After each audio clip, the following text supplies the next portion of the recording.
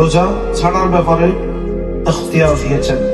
প্রথম নম্বর হচ্ছে, যে সমস্ত মা বোনরা গর্ভধারণ অবস্থায় রয়েছে, যদি এমন অবস্থায় হয় উনি রোজা রাখলে ওনার গর্ভ অবস্থায় যে সন্তান রয়েছে সেটা মারা যাওয়ার উপক্রম বা সম্ভাবনা রয়েছে, এমন অবস্থায় ওই মহিলা রোজা ওই অবস্থা ছেড়ে দিয়ে পরবর্তীতে কাজা করতে পারবে। একটি স্টেপ। দ্বিতীয় নম্বর স্টেপ হচ্ছে স্তন্যদান বা স্তন্যপানকারী, যে সমস্ত আমাদের মা বোনরা সন্তানদেরকে দুধ পান করে, যদি এমন উপক্রম হয় সন্তানকে দুধ পান না করালে মা যদি রোজা রাখে সন্তান তার রিজিক পাবে না, এমন যদি উপক্রম হয় তাহলে ওই মা সে অবস্থায় রোজা ভাঙতে পারবে, পরবর্তীতে আবার আলাই করে দিবে। 3 নম্বর হচ্ছে সফর অবস্থায়। কেউ যদি 48 মাইল অতিক্রমণ করে 15 দিনের কম জায়গায় সফর করে, এই সফর অবস্থায় ও বান্দা চাইলে রোজা রাখতেও পারে বা ছাড়তেও পারে।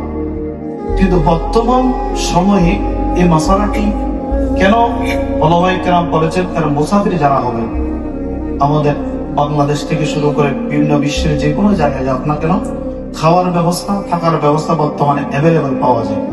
যদি এমন হয় কোনো জায়গায় সফর করেছে যেখানে খাওয়ার ব্যবস্থা নেই, থাকার ব্যবস্থা নাই, দোনোটাই অবস্থায় কষ্টকর মনে হবে, ওই অবস্থায় ওই বান্দা চাইলে রোজা না রেখে পরবর্তীতেও রাখতে পারবে। এরপরে হচ্ছে অসুস্থতা। এই অসুস্থতা ব্যক্তি রোজা ছাড়তে পারবে। কেমন অসুস্থতা?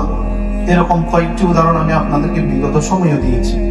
এমন অসুস্থতা ডাক্তার বলেছে, ইসলামিক কোনো ডাক্তার, আপনি যদি এর ওষুধটা যদি দুপুর বেলায় না খান, খাওয়ার পরে অথবা আগে আপনি মারা যাবেন বা আপনার রোগ বেড়ে যাবে, এমন অবস্থায় যদি হয় তাহলে ওই অবস্থায় ওই বান্দা রোজা ভাঙতে পারবে।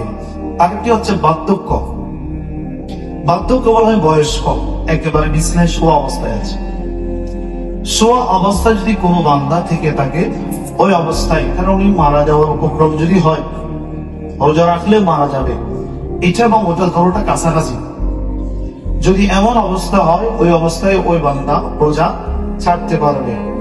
এরপরে বলা হচ্ছে জীবন নাশকের আশঙ্কা যদি থাকে, অথবা রোজা রাখলে যদি কেউ হুমকি দিয়েছে তোমাকে মেরে ফেলবো, অথবা বাড়ি এমন জায়গায় যে এক জায়গা থেকে আরেক জায়গায় যেতে রাস্তা নিরাপদ না, সাপ বিচ্ছুর যদি সম্ভাবনা থাকে, কামড় দেওয়ার সম্ভাবনা থাকে, বা হিংস্র প্রাণী যদি আক্রমণ করার সম্ভাবনা থাকে, ওই অবস্থায় ওই বান্দা রোজা ছাড়তে পারবে। 7 নম্বর হচ্ছে মস্তিষ্ক বিকৃতিকারী, যাদের মাথা ঠিক নেই। যাদের মাথা ঠিক নেই তাদের জন্য শরীয়ত ওযর হিসেবে ছাড় দিয়েছে, তারা নামাজ কাজা করলো আল্লাহ মাফ করে দিবে। এর আগে মস্তিষ্ক যতক্ষণ পর্যন্ত ঠিক আছে, এক চুল পরিমাণ অথবা সামান্য পরিমাণ আগেও নামাজ ছাড়ার কোন সুযোগ নাই। এরপর বলা হচ্ছে জিহাদের ময়দান। মুসলমানগণ বেদিনের সাথে জিহাদ করতে গিয়েছে, যেমন মাহে রমজান মোবারকের 17তম দিবস বদর দিবস ইসলামের প্রথম যুদ্ধ সংঘটিত হয়েছে বলে সুবহানাল্লাহ। ইসলামের প্রথম যুদ্ধ যেটা হয়েছে সেটা রোজা অবস্থা হয়েছে। তাহলে একটু আমরা যদি চিন্তা করি, সাহাবায়ে কেরাম যারা রিদওয়ানুল্লাহি তাআলা আলাইহিম আজমাইন, তারা কত কষ্ট করে ইসলামকে জিন্দা করার জন্য বদরের ময়দানে রোজা রেখে জিহাদ করেছেন, যেই ইসলাম আজকে আমরা পেয়েছি। কিন্তু আমাদের মধ্যে কিছু ভাই সুস্থ শরীর, সব থেকে ঠিক আছে, গায়ে গোড়ে মাশাআল্লাহ আমার থেকে অনেক বেশি হোক, পরিমাপ করলো, বয়সও বেশি হবে, ওজন দিলেও বেশি হবে, শিক্ষকতাও বেশি হবে, পণ্ডিতগিরিত, কিন্তু দেখবেন এই বান্দাগুলো রোজা রাখে, বান্দাগুলো রোজা রাখলে মনে হয় বুদ্ধা বাড়ি মারা, কিন্তু ছোট ছোট বাচ্চারা রোজা রাখে। এই জন্য বলতেছি, দেখেন জিহাদের ময়দানে সাহাবায়ে কেরাম তারা রোজা ছাড়েনি, কিন্তু আমরা ছাড় দিচ্ছি। তো আমাদের উপরে কি রহমত আসবে বলেন?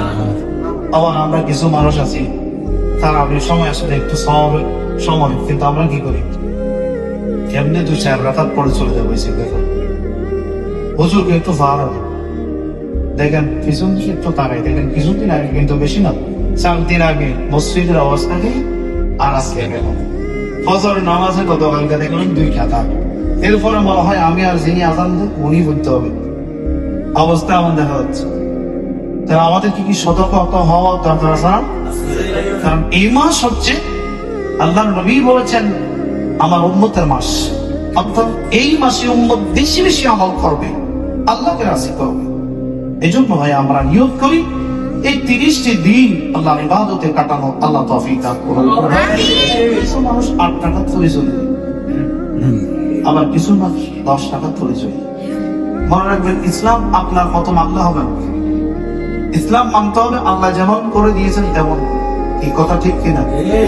আপনি যদি মানেন তাহলে তো এটা মন গড়া হয়ে গেল, মন চাইলে আমি নামাজ পড়লাম, মন চাইলো না আমি চলে গেলাম। ইসলাম এমন না, ইসলাম বরাবর ইসলামকে ইসলামের জায়গায় রাখতে হবে। তারাবির নামাজ সাইয়েদনা ওমর ফারুক আযম, হযরত আবু বকর সিদ্দিক, আমি হাদিস পড়ছি না, বুখারী শরীফের হাদিস আছে, সবাই দীর্ঘায়িত হয় না। হযরত ওমরের জমানা থেকে 20 রাকাত, সাইয়েদনা আবু বকরের জমানা থেকে 20 রাকাত। তাহলে দেখেন যারা নবীকে দেখেছেন তাদের মধ্যে প্রথম নম্বরে যিনি নবীর পরবর্তীতে নবীর অবস্থানে নবী না থাকলে নামাজ পড়াতেন তিনি হযরত আবু বকর সিদ্দিক রাদিয়াল্লাহু তাআলা। তিনি পড়েছেন 20 রাকাত। এবং সাইয়েদনা ওমর যিনি এত অর্থ জাহালের খলিফা তিনি পড়েছেন 20 রাকাত। কয় রাকাত? কিন্তু উম্মত আমরা পড়ি কি কয় রাকাত? হযরত আবু বকর সিদ্দিক ওমর ফারুক আযমের ক্ষেত্রে আল্লাহর নবী বলেছেন আবু বকর ফিল জান্নাহ, ওমর ফিল জান্নাহ, ওসমান ফিল জান্নাহ, আলী ফিল জান্নাহ, তালহা ফিল জান্নাহ, জুবাইর ফিল জান্নাহ। এরকম বলতে বলতে আল্লাহর নবী 10 জন সাহাবীদেরকে স্পেশাল, আল্লাহর নবীর সমস্ত সাহাবী জান্নাতি, কিন্তু আল্লাহর নবী স্পেশাল বলেছেন যে 10 জন সাহাবী জান্নাতি।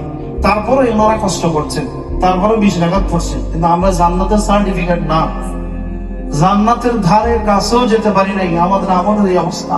তারপর আমরা কি করি? ফাঁকিবাজি করি। তো এই জন্য মনে রাখবেন এই রমজানটা যত পারেন অল্প সময়, আপনাদেরকে তো কষ্ট দিনে তেমন বেশি লং ধরে আমরা কেরাত ধরে না, আমরা কাজ করেন। এই জন্য হিসাব করে আমরা যাতে কি আল্লাহকে রাজি করতে হবে, ইবাদত তৃপ্তি আসতে হবে। এই জন্য আপনাদেরকে এগুলো উৎসাহ দিই। ছোট ছোট বাচ্চারা দেখেন, অনেক বয়স্ক মানুষ আছে, এখন দেখবেন এখানে না হলেও সামনের দোকান পাবে, বসি বসি একেবারে এ টু জেড নিজের থেকে শুরু করে পরিবার এলাকা যারা আছে সবার সমালোচনা, চায়ের দোকানে বসে বসে।